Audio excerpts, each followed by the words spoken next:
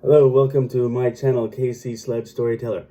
Carrie Check here to talk about the wonderful world of storytelling and to open up discussion about how we can tell the best stories we possibly can. I want to take an opportunity to thank everyone who has purchased Sledge number 1 since the last video, and I hope you have enjoyed the story, and if you did, any word of mouth you can give of it will be greatly appreciated. But for any watching who have not yet purchased, the link to the order page is down there.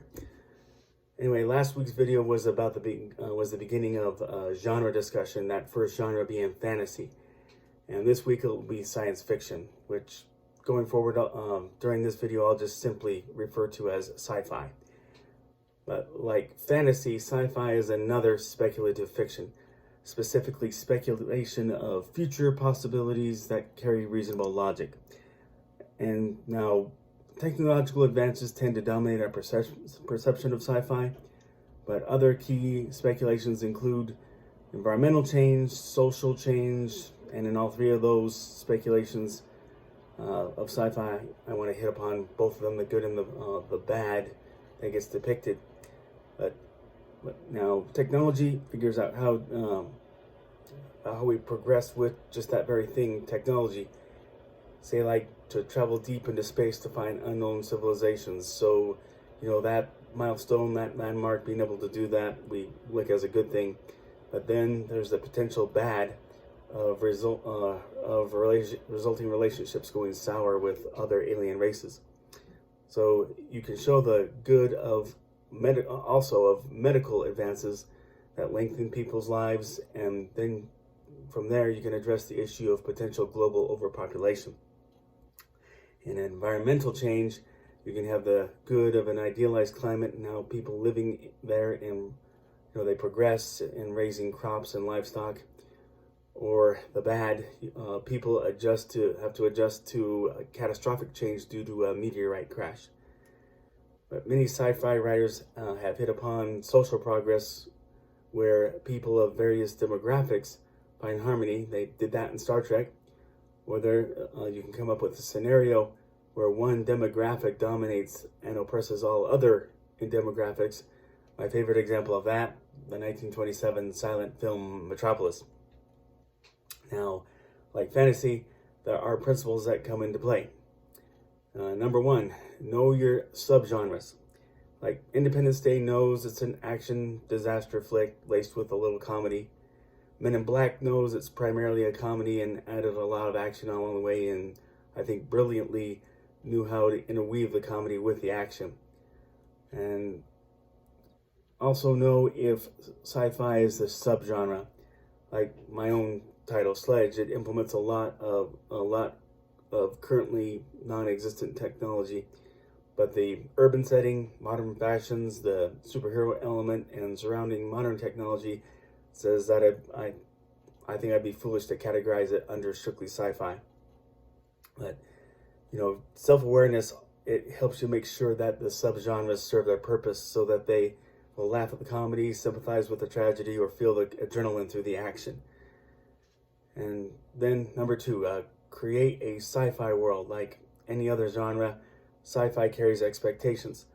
Those three settings I mentioned earlier to the speculations, you need to establish just what the setting of that is as early as possible, and that will ensure that the audience has a basic understanding of the environment the characters live in, how it plays into the backgrounds, and establishes what advantages and disadvantages they may have.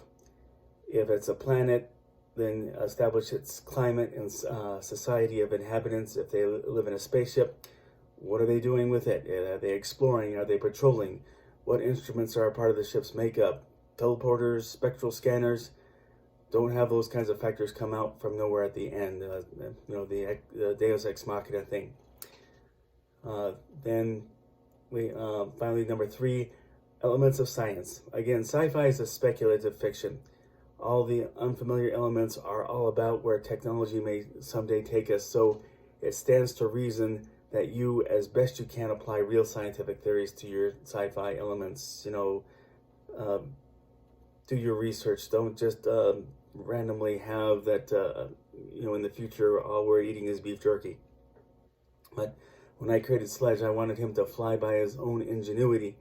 So I initially worked on what I once heard about reversing the Earth's magnetic field.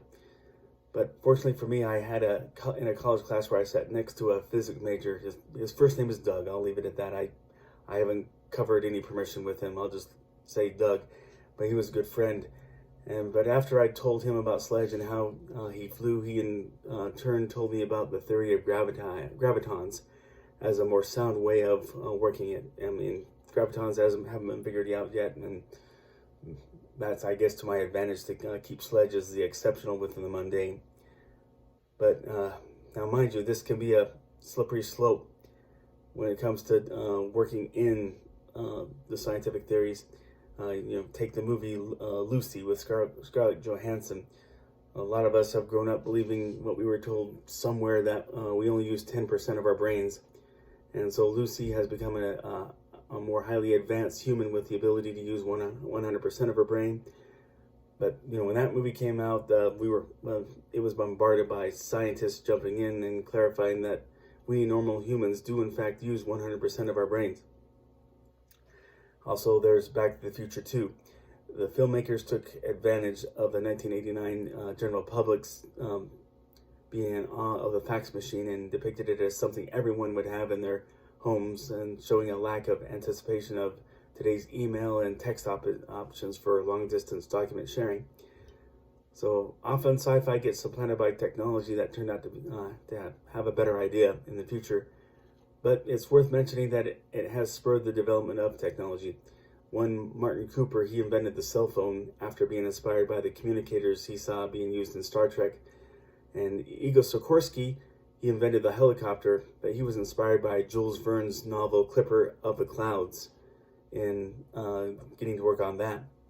Anyway, it's hit and miss, and you just have to hope that whatever idea you put forth as sci-fi technology doesn't get ahead too quickly before the story can find its way into public consciousness. But that's my insight into the sci-fi genre. Thanks for watching. If you like this video, please click like. If you like this channel, please click subscribe and share this channel with friends. I hope this can get some discussion going. Agree, disagree, something I didn't mention, please comment below. And we'll keep hoping that society will turn to normal soon and in a safe fashion. Let us remain mindful of our habits, wash our hands, avoid touching our faces, keep our distance, wear masks in public, and stay home if you get sick. But that's all for today. In the meantime, see you next week.